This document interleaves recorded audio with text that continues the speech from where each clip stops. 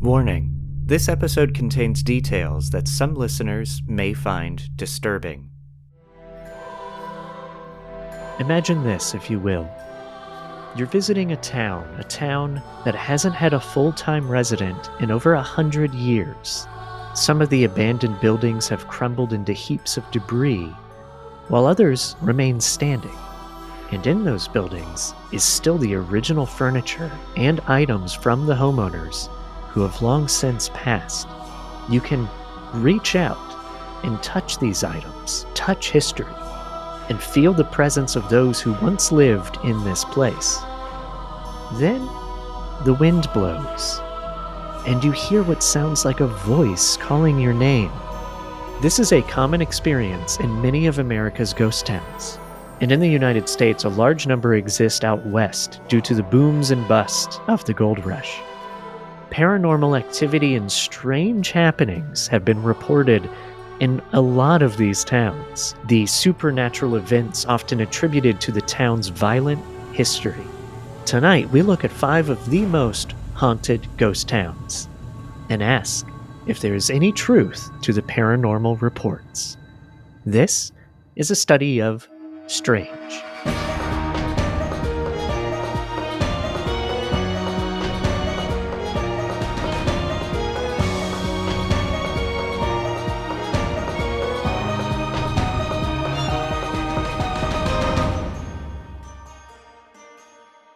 I have an earnest obsession with ghost towns. There's an eeriness factor. Some of them are supposedly haunted, which definitely adds to that obsession, but it's more than that. There's a sense of adventure if you're lucky enough to explore them, and they provide a direct, tangible connection to the past, like a living museum. I'm Michael May. That's all I'm going to say about that. I was going to say a little more, Adam, and I was like, no, that's it. So Love it. I'm Michael. I'm your host, and today Adam Stilwell is joining me, a filmmaker who are you best known as the Free Fall? Is that probably your most popular piece of work? Probably that's the last thing I did. That and The Triangle are my directorial films. Yeah, Nice. And the Triangle's like 2016, 17? 16. Yeah, and I just won the rights back, so we're that will be back out there again soon. But we pulled it all down to see where we can go with it next. Well, fantastic. He's Yes. Adam is a fantastic filmmaker and writer and producer. Do you want to tell anybody else about anything about yourself? Oh, I might be, with the help of chats with Michael, getting into the podcast game through audio series world at some point. And then, the movie The Free Fall is actually out on Hulu and Disney Plus if you want to check it out and see how weird my brain actually is. Yes, everybody should. And Canada's own, is it Sean Ashmore? Is that Sean his name? Ashmore, Yeah, the handsomest man. Yes. yeah, man. His eyes, Yeah. so dreamy, so yes, dreamy. they are. They are. Yes, they are. He's a great dude. Great dude. Yep. And and Andrea Londo, who she was just on the new Kathy Bates Matlock, I Matlock, believe. yeah. Oh yeah. Absolutely awesome. So I wanted you on this episode because you briefly mentioned, you were like, ooh, ghost towns, and you mentioned Bannack because you're from Montana. Is that correct? I am from Montana, and it's Ghost Town Central. There's all different types of ghost towns up there, but Bannack is the famous one. And I actually went there on my 8th grade history trip. So fantastic. yes. Not to spoil anything, but I am going to talk about Bannack today. So I'm sorry. excited to have you on. Oh, no, that's not an apology. That's like, I'm glad because I want to discuss these things because I love ghost towns, and I've been to quite a handful in California specifically, maybe even 1 or 2 in Nevada. I've even been to like abandoned mining sites just out when you're like in BLM land and you're wandering around, or like I've filmed stuff and you're like, oh my God, this is an old claim. And there's just like mining equipment left and some huts. And it's fascinating. It's super eerie. The reason I haven't done a ghost town before on this show is because I like to do a lot of research. They're really hard to research because all the claims of the spooky things are all just like folk tales. Right. So luckily today I picked some places that you can find some specific research, not a lot, but some specific research that may make you think about some haunted things, which I love. But yeah, so when we get to Bannack, it'll be really interesting to talk to somebody that's been on the ground. That's really Yes. cool. Now, do Yes. you believe? You like horror things? Obviously, do you Yeah. believe in ghosts? So this is an interesting. That's a very interesting question for me because I have seen UFOs. I have experienced the effects of voodoo. I've wandered the woods enough to know that if Sasquatch was out there and he was going to eat a little kid or anyone, he would have gotten me. But ghosts, I've never seen one. But they scare the shit out of me. They so I don't know. There's part of me that just feels they must be real. I don't believe anything completely until I see it or experience it. Right. But that fear, and I don't know, I've been to places where I've felt different, but you never know if that's yourself or if that's, something else of the place, which I think is a really cool part about ghosts in general, Yes. Yeah. is that it's usually attached to a place. Unless it's a person, but I think that's more demons. Yeah, good point. Yeah. Yeah, and that's interesting talking about ghost towns because Yeah. a lot of the accounts, which is what makes it so hard to like research and try to find specifics, but there's a lot of accounts of these all the places I'm going to mention today, there are accounts just like this where people are like, I just feel like I'm being watched. Yeah. And because of the very interesting history with places like this, and you try to attach certain energies to a location, Yeah. I have no answers about this. People that listen to the show know I'm a bit of a skeptic of these things, but Sure. I do believe in sort of these weird energies that can get connected with history and time and place, and Yeah. it's a fascinating thing. Yeah. Yeah, I mean, ghosts to me go along with aliens and time travelers, and they can kind of mesh. Like, I'm not sure a ghost is just the spirit of, someone who died in the area or something. It could be something altogether different as Yeah. well. Yeah. But yeah, the eyes watching you, that's creepy. Yeah. They definitely are. All right, so I'm going to dive in to some ghost towns here, and I'm going to start Cool. us off with a bit of a bang, and might be the most famous or talked about ghost town in America, and that is Bodie, California. Have you ever been to Bodie? I have not. Okay, so I've been to Bodie once. Cool. Very, very. I couldn't stay long. And it's an amazing place because I love history, and it feels like I mentioned it earlier, like living museums. Like I just wandered around, and was like, oh wow, oh Yeah. the inside of here, you can still see a glass jar from 1901 or whatever. Like it's Mhm. really fascinating. So I'll give you a little background first. Cool. Located in the Sierra Nevada mountains near the border of Nevada, Bodie existed because of California's gold rush. Once a thriving, I can't talk today. There you go. Once a thriving mining hub, Bodie now lies in a state of what they call arrested decay, as it's preserved as a California State Historic Park. It was established in 1859 by William Bodie after he found some gold in the area, and he had been tirelessly.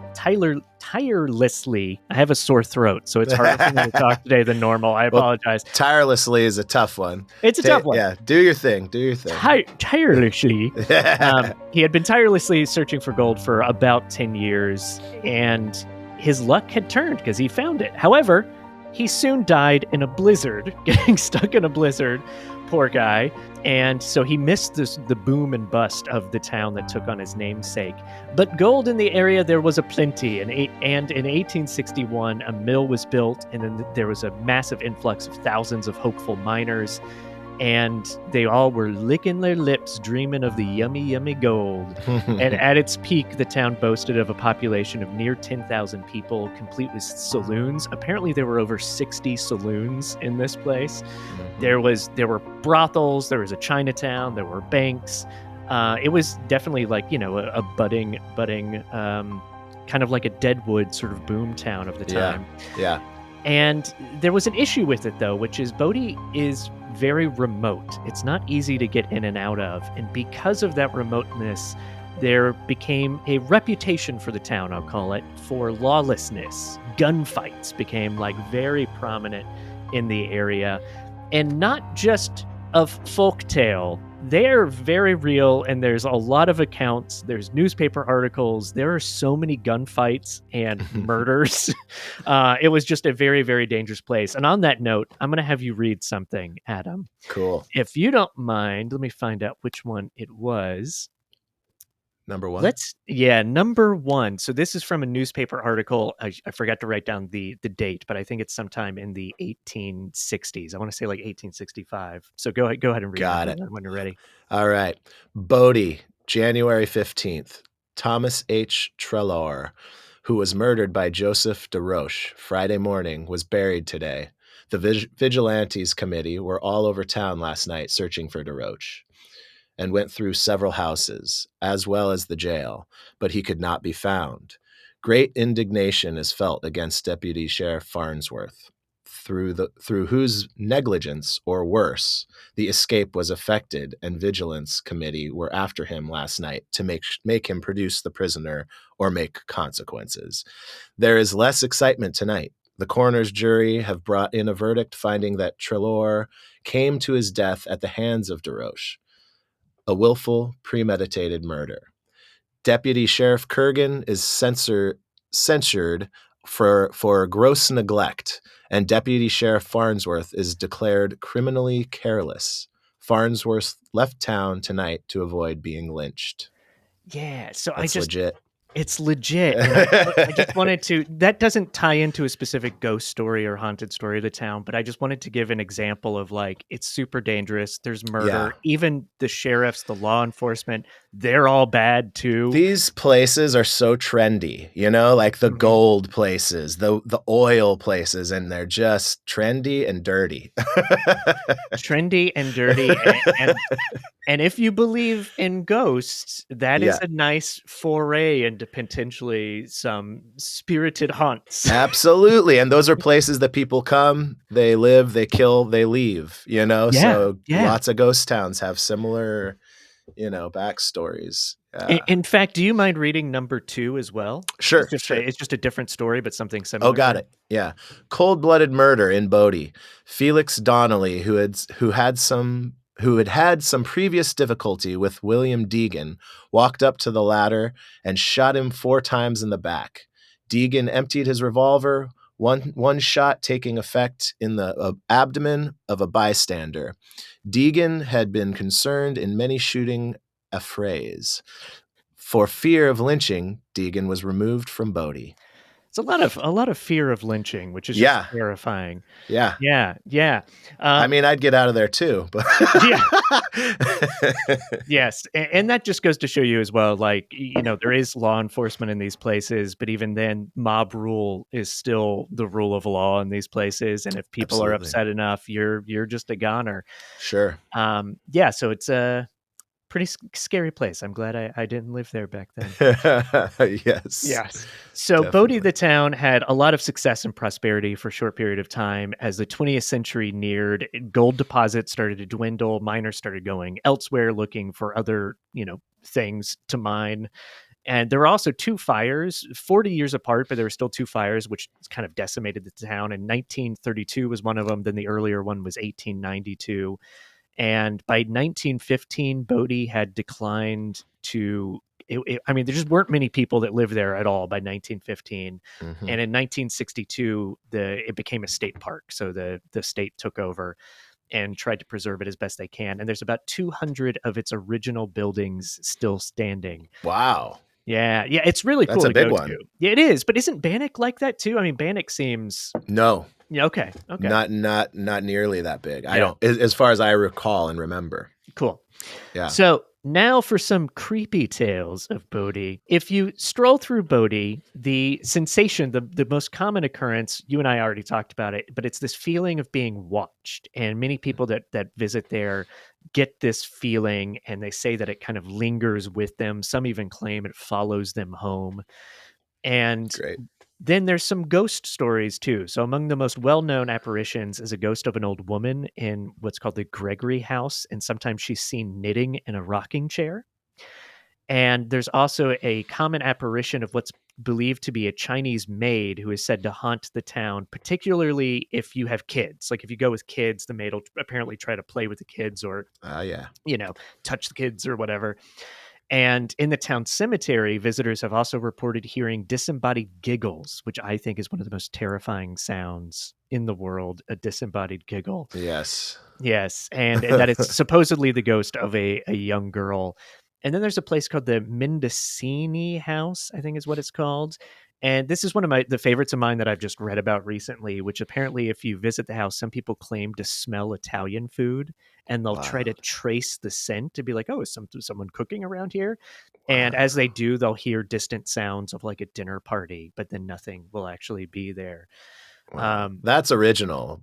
Haunting by sense of smell. Sense of That's smell. Isn't you that don't get that cool? one a lot. You don't Yeah. get that one a lot. Yeah. Now, I can't remember when I went to Bodie. I want to say it was like 2009 or something like that. I just knew of it being a ghost town, meaning an abandoned town. I actually hadn't heard any of the ghost stories when I went.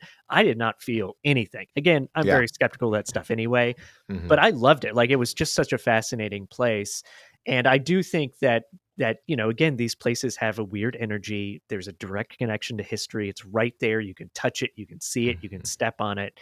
So I'm not surprised at all that people sense very strange things in a town Question like Bodie. q Yeah. Yeah, question for you. Is it the type that, there's people working there and it's kind of a Yes. place, or do you just walk in and you're the only person there kind of thing? There are people that work there. It's been so long, I don't remember if there's like literally a hut with rangers there, but I do know that Sure. rangers work there. And just doing some Oh, research for this episode, I found an interview with a ranger on site. So I don't know if she's there all the time or was just sort of like sure. doing a rounds and passing through. Right. But she claimed, she was like, I don't believe in ghosts, but a couple things weird have happened to me here. And one of them is one of my first nights working here. I kept hearing someone call my name and no one was there.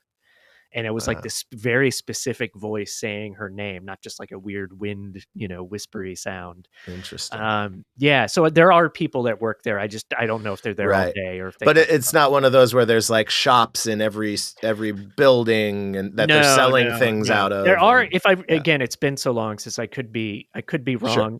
So listeners, if you know, please feel free to correct me. Email me at a studyofstrange@gmail.com. But I think there was a place you could buy stuff.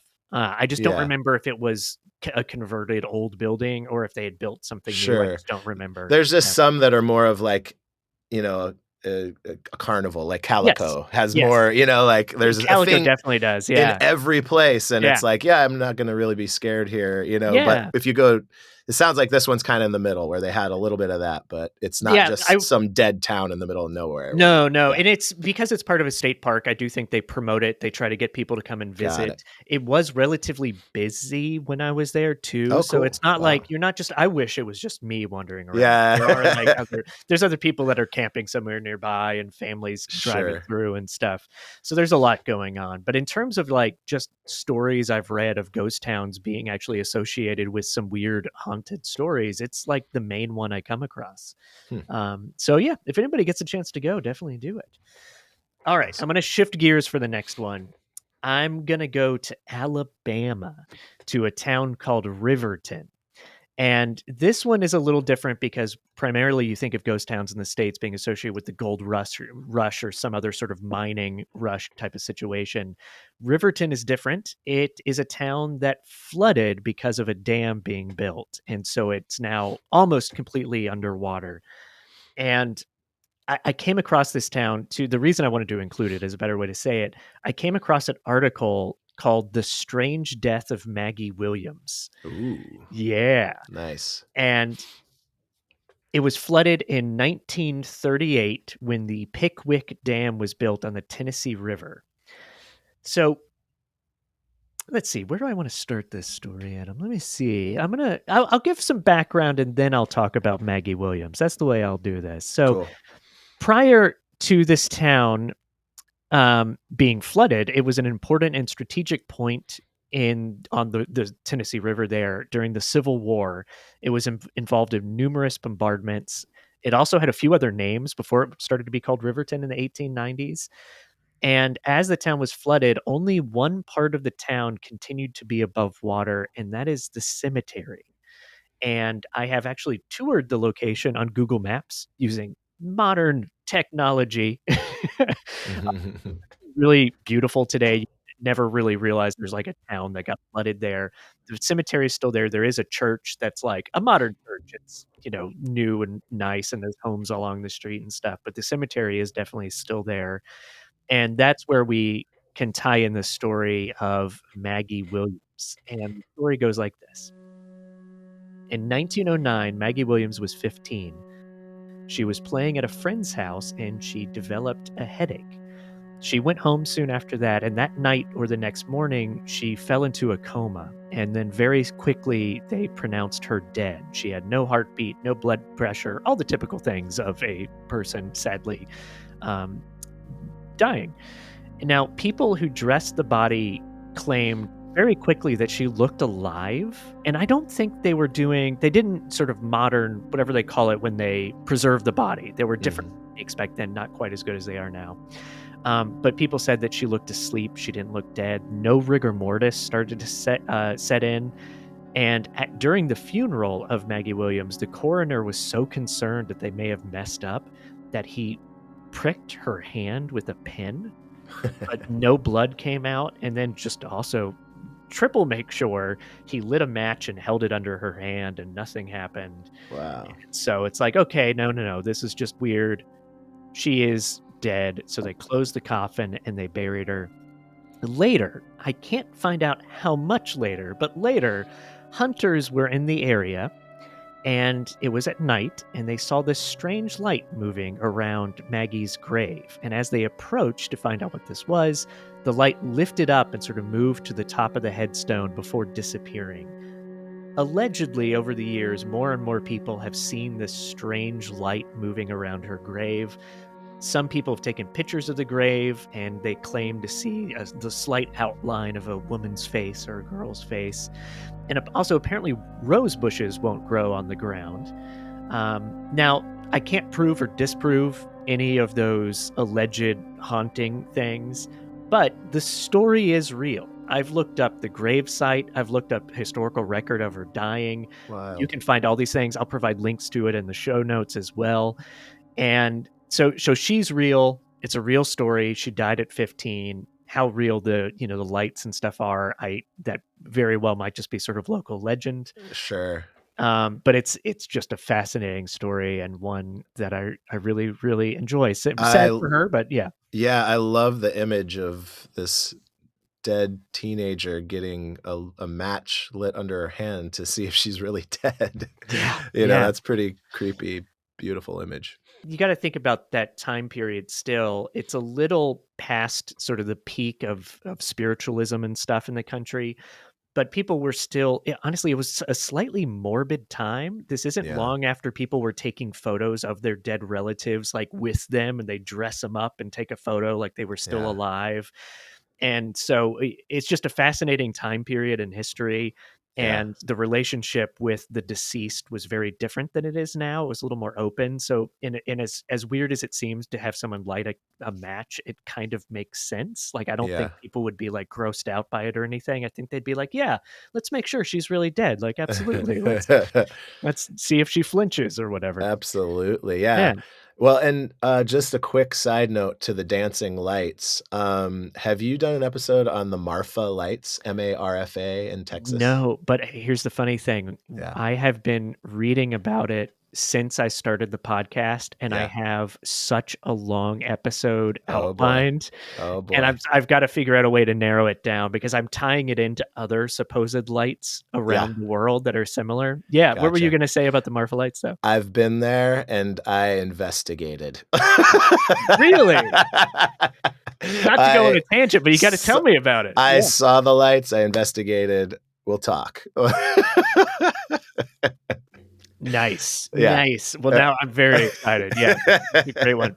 I literally have read like 3 books on the subject too. Wow. There's a guy that did a ton of investigation and he wrote a book, and then people apparently had a lot of opinions about his book. So he wrote a follow-up book. Yeah, dude, it's a thing. People are passionate about it out there. It's a really cool town too, by the way. Very worth going to. Nice. Great restaurants, like museums, art. It's like a very artistic kind of town, cool. Right there in the middle of nowhere. It's very alien vibes.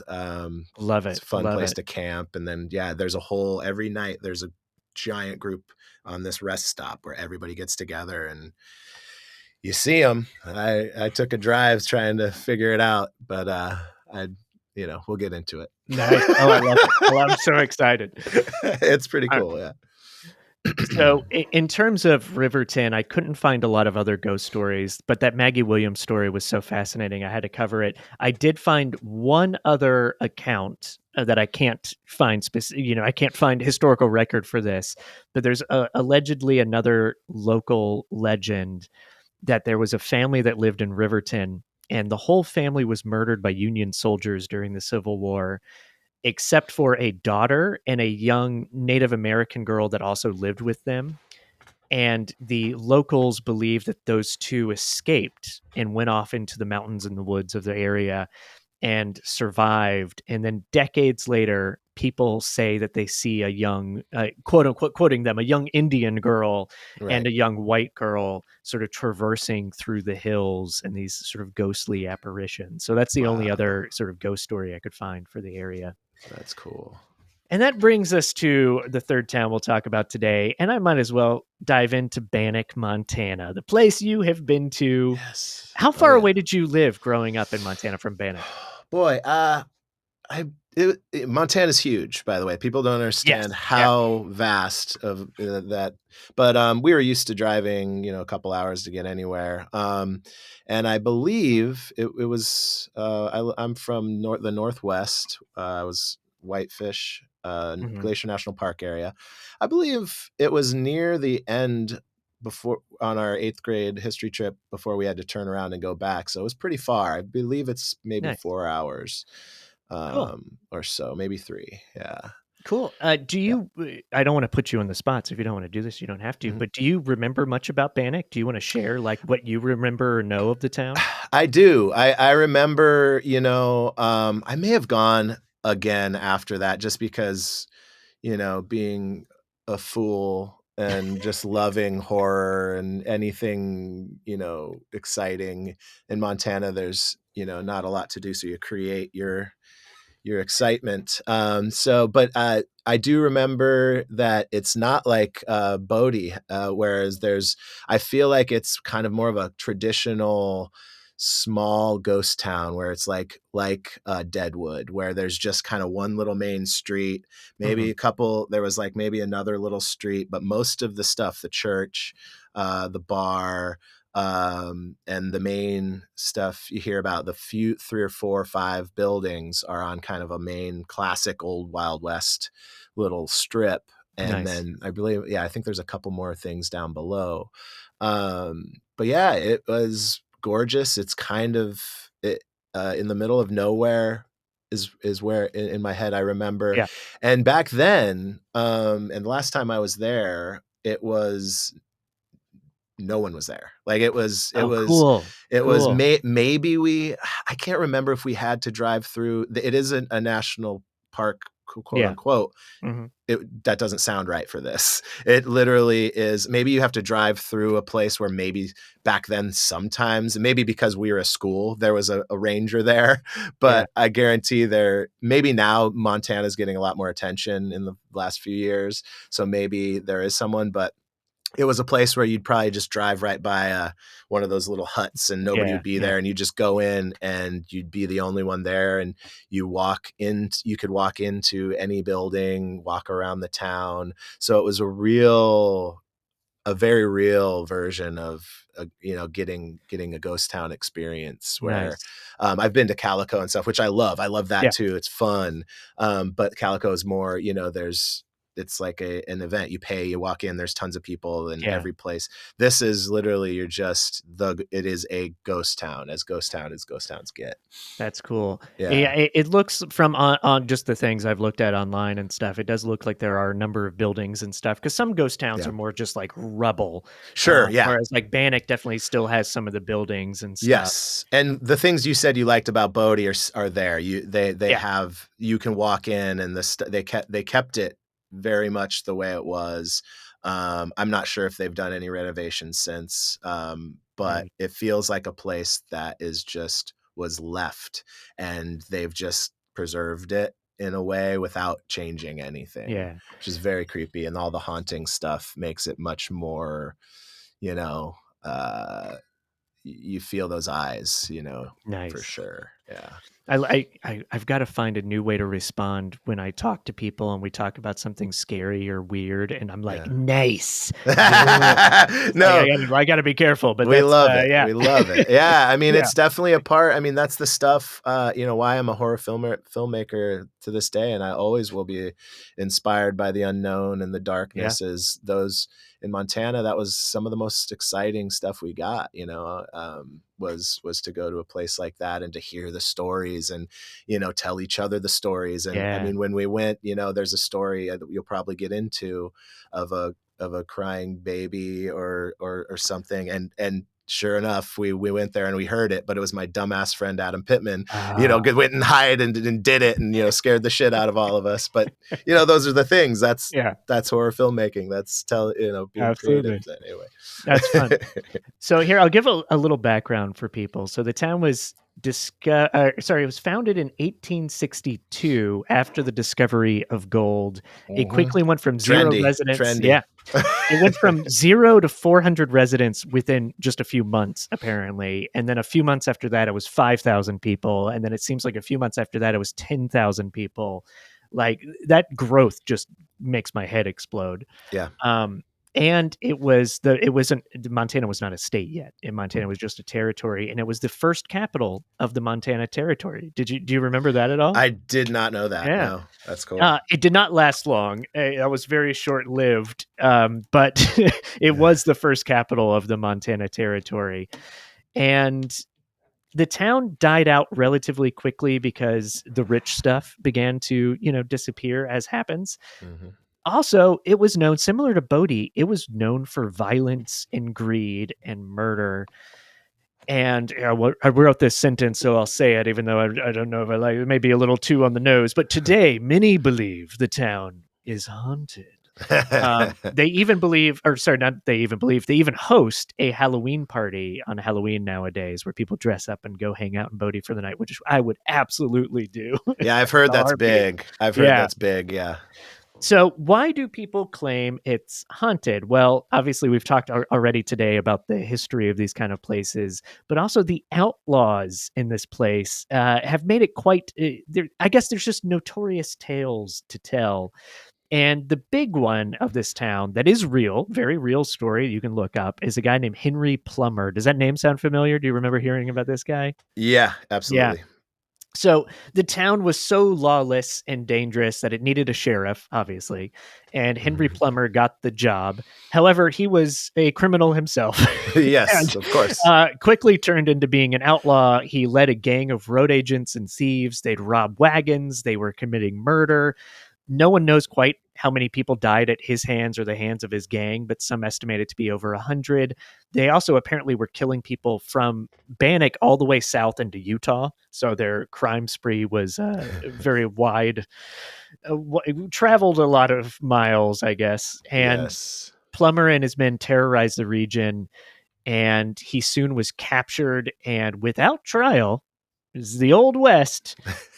He was just hung. He was hung and killed in town. Some of his men were lynched. And of course, that kind of horrifying connection to a city, you would imagine that people say he haunts the place. And that is, in fact, what they say he does, that his spirit is still wandering the streets of Bannack, Montana. Yes.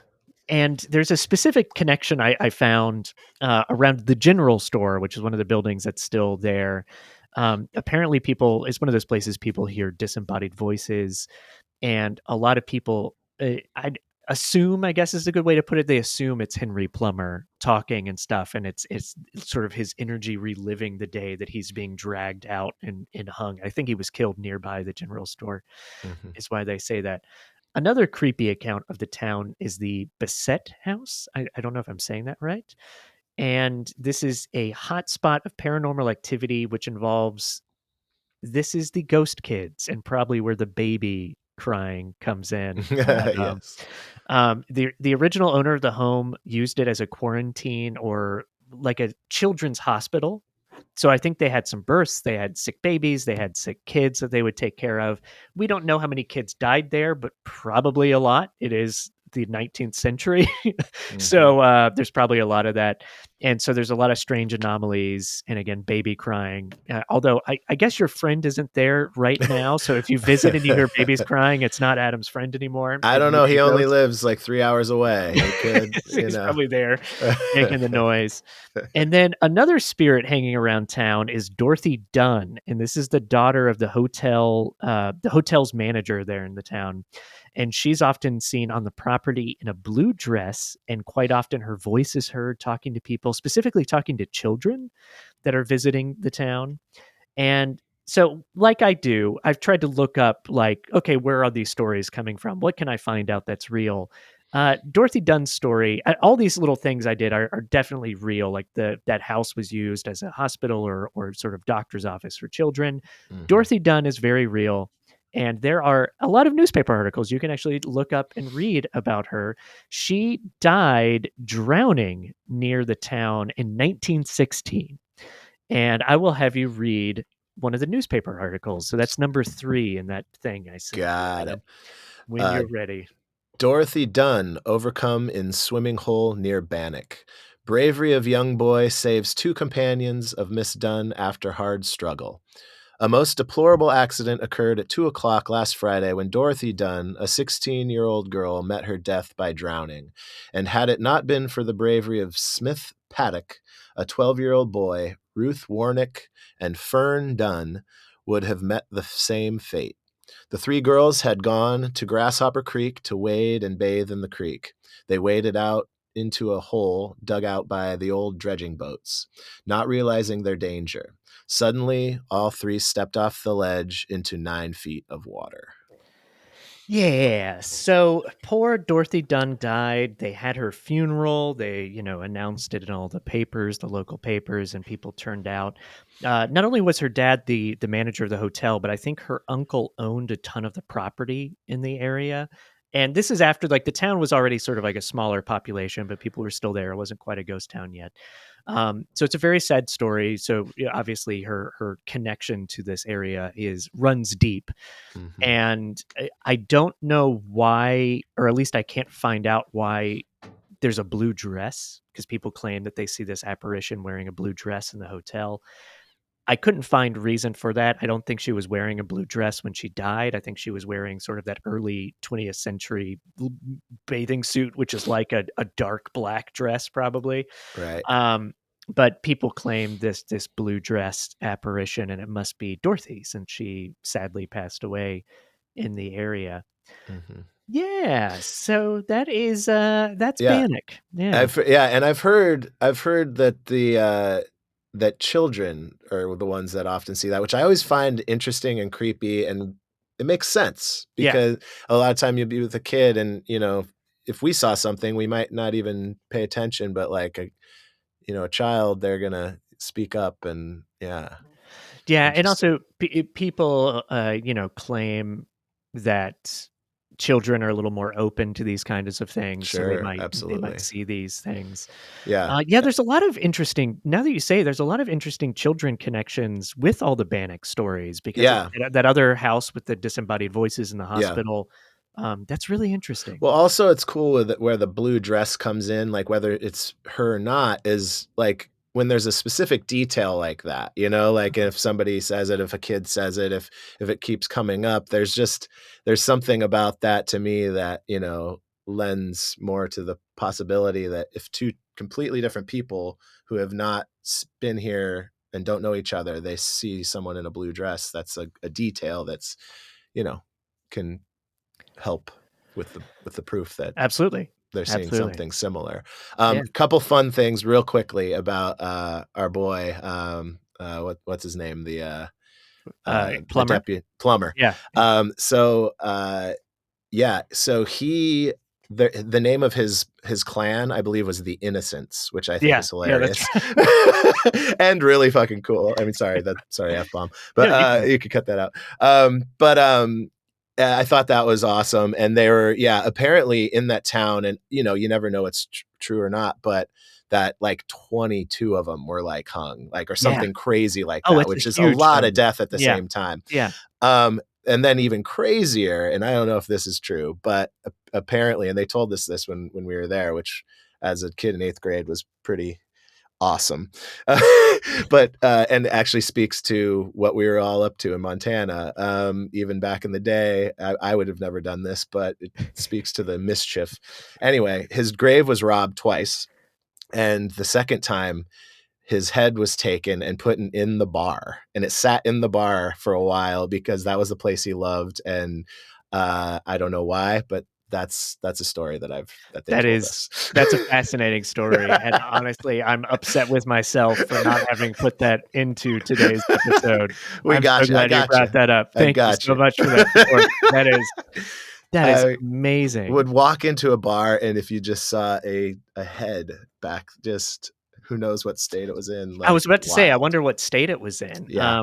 And did they like preserve it in formaldehyde or something, or was it just this decomposed skeletal remain? You know, everyone who's listening, their imagination can do the work. That's what's beautiful about it. That's insane. Yeah, I didn't write a ton about his gang because there's so many different tales about how many of them were hung, how many of them were killed, how many, like, it's one of those very much those old west tales where it's like 150 of his friends were shot in the street, and or no, it's 15 of them were. We've heard all over the place. Well, in Montana, like, even when beyond just being there, we've heard so many tales about him. He's definitely one of those guys. Yes. Well, I'm going to shift gears because this next place has such a very different background and history to it. Cool. It is Wonder Valley, California. Have you ever heard of Wonder Valley? No, but that sounds great.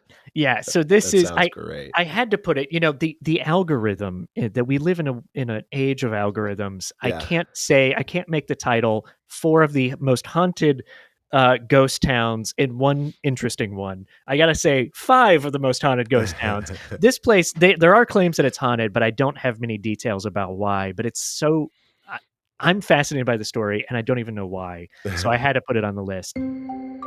Wonder Valley is in the Mojave Desert, and the Mojave is full of odd places, odd communities, odd people, and one such place is Wonder Valley. Now, unlike Bodie and Bannack, which succumbed to the gold rush, or the boom and bust of the gold rush, I should say, Wonder Valley is a modern ghost town. Its story, in short, is that of a budding community that was quickly abandoned in the middle of the 20th century.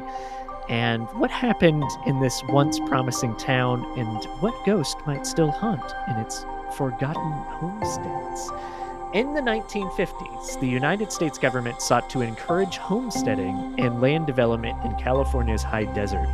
Through the Small Tract Act, that is really hard to say, Small Tract Act of 1938, individuals could claim 5-acre plots of land for free as long as they promised to improve the land by building a structure. And this prompted a rush of hopeful settlers, which were primarily artists and veterans, retirees. I'll call them just hippies before the hippie movement. And they all moved into this area to claim land and build homes. And initially, the community seemed full of promise. There were simple cabins, often not larger than a single room. These cabins affectionately were called jackrabbit homesteads because there were a lot of jackrabbits in the area. And by the 1960s, Wonder Valley had a small but vibrant community full of individuals who cherished solitude. Man, talking today is tough. You're on a good episode. You get to hear me mess up a lot. They wanted their independence in this town, and they wanted to live in the beauty of the desert. And yeah, I just, it's these hippies right before the peak of the hippie movement. Yes. And have you ever spent much time in sort of the desert of California, Nevada? I love it. And honestly, being from the woods of Montana, it's similar in the fact of, it's a brutal place to, like, the weather can be brutal. Mm-hmm. You are kind of in the middle of nowhere, and very interesting folks end up out in those places. The most interesting folks I've ever come across in my entire life are in desert communities in this area.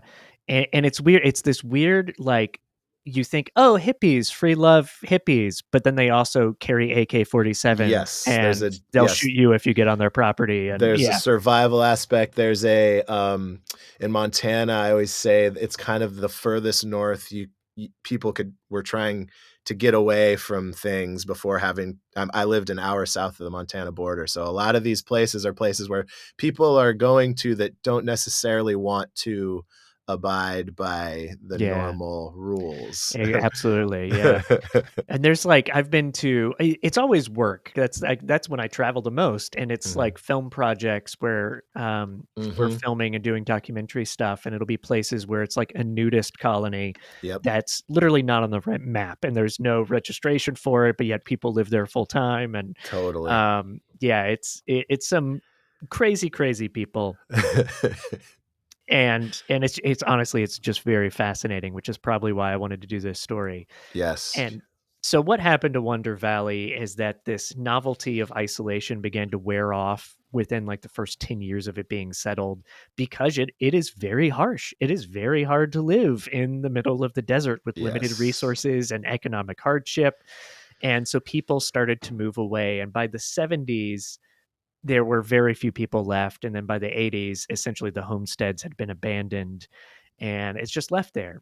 And the ghost town that remains today is one of I'm gonna call it contrasts. I wrote down in my notes like rows of cabins, deserted cabins, and then stunning beauty behind it. So it's like decomposing homes and the beauty of the Mojave landscape. And the reason I put it on this list is people do visit it. You know, there are people that travel and want to go to all these odd places in the desert. And when they go, it's primarily voices in the wind is what I kept reading about. So people will be wandering around these old homesteads, wind will blow, and they'll start to hear their name or words or people try which sounds like people talking, and they'll get freaked out and get that feeling of being watched, like we've talked about so many Mhm. times today. Mhm. And those are the main stories of this odd place of Wonder Valley, California. The hills have eyes. Oh, it's very have eyes. Yeah. Um, Yeah. yeah, and I mean, the wind really does whip in those places, and that's a great one because you can hear, you know, inside of the wind. If you convince yourself, you can hear a lot. No. Yeah, you can. That's really And the creepy. wind is I'm always fascinated with the wind because it can create what you think are voices.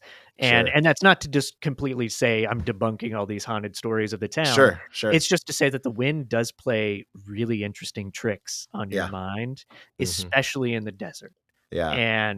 It's super creepy. It's super Yeah. creepy. That's a great one. I need to check that town out for Yeah. Oh, sure, or I should have what's looked left of up. it. Yeah, I should have looked up how far away it is from us in LA. I don't think it's that Yeah. terrible of a drive. Yeah, the Mojave, it's, Yeah. I mean, there's so much interesting s that's an interesting road trip. Yeah. Um, Cool. all right. So my last one today, our fifth haunted town. I'm doing this for you. I picked another Montana town that I actually Alright. don't know much about. Garnet, Montana. Ooh, Do I've you do heard you the know? name. I've Okay. heard the name. All right. I just came across this, just being like, I should find another Montana town for Cool, Adam. cool. So Garnet, Montana, there are many remaining structures and people. There aren't many remaining people. There's people visiting, is what I wrote. I mistyped. Garnet is in the mountains of Granite County, Montana. Okay. Do you know where that is? Boy, I looked it I'm up looking. yesterday, and now I don't remember exactly where. I think I'm it's looking. southwest. Is it southwest? It is yeah, no, it's right kinda where I'm from, Oh, actually. nice, Yeah, nice. it's in the kinda northwest, right outside the Got it. Flathead Reservation, which is where I'm from. Sweet. Wow. So it lies in a place called First Chance Gulch. And it's an interesting town because from what I can tell, it wasn't necessarily a boom town from the gold rush. It was more of a town that started to develop because of people in surrounding areas finding minerals and gold. And this was like a central place that they would go to because it had, let me see, what was it called? It was a machine that would like grind the stone and stuff. So people would come there and get their minerals processed. Mhm, I mhm. don't know the right term. I'm not a miner, so I apologize, everybody. But I think everybody kind of follows my idea. Oh, it's Stamp Mill, and that was built in 1895. And so a little town popped up with that stamp mill in 1897, and that is Garnet, Montana. In 1898, the population was around 1,000. By 1900, though, it was only 300 people. So this town quickly popped up with a population and then very quickly diminished in size. But the town became a ghost town twice. So Wow. it essentially right after 1900 became a ghost town. And then in 1934, gold prices rose and miners returned to this area because they wanted to try to harvest more gold out of the ground. And then World War II happened, and the cost of mining increased because of all that. So by 1940, the town was a bust again. So it became a ghost town twice, which is incredibly fascinating. That's cool. People come and visit. Apparently, thousands of visitors come to, like you do at ghost towns, you come and visit. You want to check it out, see the old places. And with that comes ghost stories. And one of the ones I found here is that Kelly's saloon there, which was built in 1898. It was one of the most popular saloons out of the handful that were built in the town. It was also a brothel. And if you stay after dark, visitors claim that you can hear music and the sound of like clinking glasses and saloon drinkers laughing and talking at the bar. There's also the Wells Hotel. I don't believe this is still I think it's partly still standing. And it's believed that a lot of guests died in this hotel, and light from the windows can be seen at night, and sometimes an apparitional figure standing in the window, and then when people go up, there's no one there. One of the best parts about this is there are cabins for rent in Garnet, Montana. So if Yes. you have the courage to stay there, I would absolutely do it. You can go and stay in town. So that is my last. Awesome. Yeah. I totally know where this is. It's just west of Missoula, which is Oh yeah. where University of Montana is, a Yeah. cool town. There's great concerts there in the summer and stuff. So if you wanna check that out and then go over to Garnet, I remember now seeing there's off the highway there, Highway 90, I believe, or the one that goes to Sealy Lake, I don't know what it's called, but there's definitely signs. It's a little more like Calico, where it's a little more of, Touristy. a touristy Yeah. kinda I mean, as far as I could tell from the sign, and then that they have Yeah. places you can stay, which Yeah. is really cool. Yeah, but I now remember seeing the sign and wanting to go, but I don't think I have ever gone. Yeah, That's really cool. yeah, Well, yeah, and if listeners, if anybody has a ghost town you want me to cover that I didn't, or one you think is way more haunted, or even one you've been to that you've experienced something, please email me a studyofstrange@gmail.com. We'll do a follow-up. I'm even happy to have someone come on to talk about their experience in these places.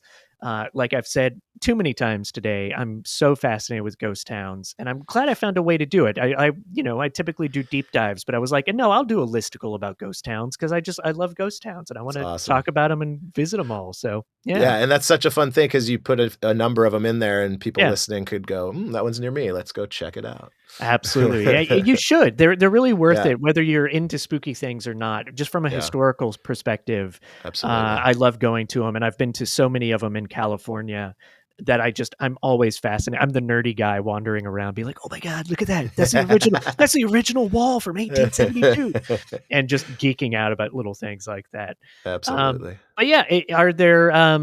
Do you know of any? Are there any ghost towns you've been to that I didn't mention? They You don't have to know be haunted, but Yeah, I mean, Calico we've mentioned a yeah. couple times, which is out in the desert, and it's a super fun time, and it's very commercialized, but it's really fun. Is Calico Um, the one that someone bought it and they've been restoring it? Like one guy that like lives out there, is that maybe, Calico? Yeah. maybe. I mean, it's an attraction, Yeah. and it's pretty big.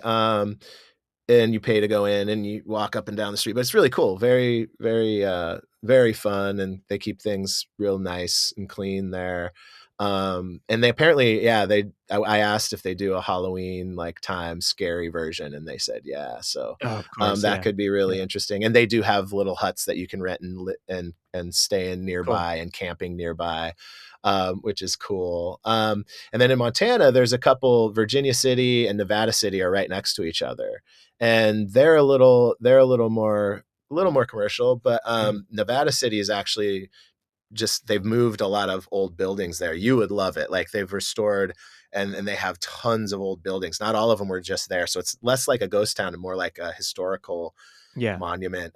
They've shot movies there, old westerns and stuff. And then Virginia City nearby is it's a little less commercialized than Yeah. Nevada City, but there's like a cool old bar there and stuff. It's a good time.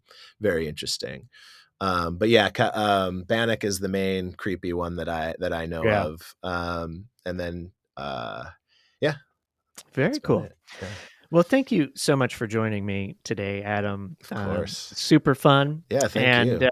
yeah, I want to talk Blast. to you about the Marfa Lights. So Yeah. maybe I'll circle back to that, and then we'll have to do an episode on the Marfa Lights, and I'll dive Totally. into my research again on that. Well, either way, I'll Yeah. give you my lowdown and Yeah, please do. on it. Yeah, that's awesome. And before you go, do you mind sharing where people might find your work, where people want to find you? Is there anything you want to, promote or push or send people towards before you go? Oh, yeah. I mean, Instagram, it's Stillwell_Adam. Or you could just type in Adam Stilwell, you probably pop up. Twitter, which I barely use, is, you can type my name in and see if I pop up, but it's pretty much Instagram. And then, like I said before, if you want to see the free fall, it's on Disney Plus and Hulu and Hulu. Disney Yeah. Plus. Yeah. Well, thank you again. I'll talk to you soon. Awesome. Thanks, brother. Thank you for joining A Study of Strange. Support the show by subscribing wherever you listen to podcasts, and get access to additional mysterious, strange content by subscribing to our Substack, which you can find on our website, astudyofstrange.com, in the Support tab. Thank you again, and good night.